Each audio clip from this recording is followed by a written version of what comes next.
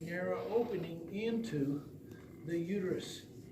The uterine wall had three layers, a parametrium, a myometrium, and an endometrium. The vagina, the birth, a thin wall, distensible tube. It has dendritic cells and squamous cells. They act as APCs. They are the normal avenue for AIDS introduction.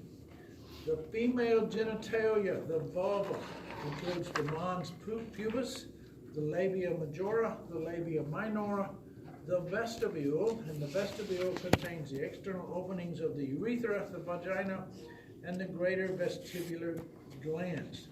The clitoris, anterior to the vestibule, erectile tissue, and sensitive. The physiology of the female reproductive system. Oogenesis occurs in the ovaries. It begins prior to birth and requires years to complete. It begins with the first mitotic division, and that cell stalls in prophase 1. The ovarian cycle has a follicular phase and a luteal phase. Follicular phase, days 1 through 14, time of follicle growth. The luteal phase is the time of corpus luteum activity, days 14 through 28. We regulate our hormones in our ovarian cycle. In day 1, GnRH levels go up. That stimulates the release of FSH and LH. FSH and LH stimulate follicle growth and maturation. And estrogen secretion. FSH targets the follicle cells. LH targets the thecal cells. A burst of LH leads to ovulation. Burst of LH leads to ovulation.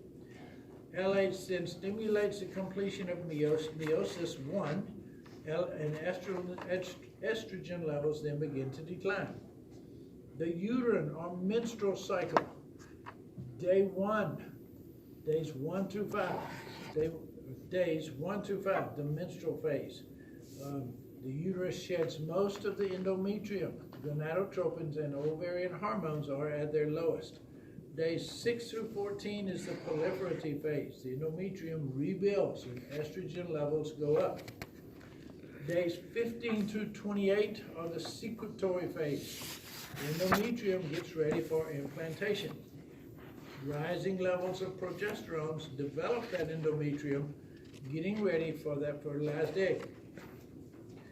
If pregnancy does not occur, progesterone levels fall off, the endometrium loses its hormonal support, the blood vessels constrict, the endometrium dies and gets sloughed off in the next menstrual cycle.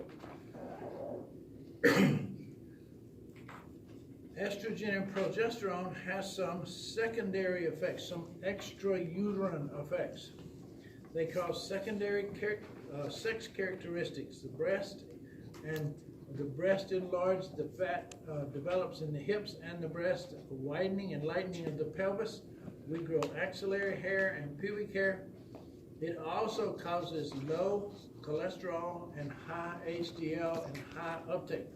So women before age 45 have lower cholesterol levels than men, a secondary effect of estrogen.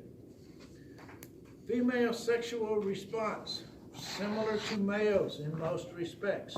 Female sexual response, similar to males. Sexual excitement is promoted by touch and psychological stimuli mediated along those same parasympathetic pathways. Sexually transmitted disease, venereal disease, spread through sexual contact. Gonorrhea and bacterial, treated with antibiotics. Syphilis, bacterial. Remember we talked about primary, secondary, and tertiary syphilis. Tertiary syphilis, the bad one. Chlamydia, rickettsial disease. Chlamydia is the most common. Vaginitis, trichomonas. Treat with flagyl, both partners. Genital warts, HPV, human papillomavirus. Genital warts, genital herpes. There's 3 types. There's there's genital, there's zoster, and there's simplex. Okay, you guys good?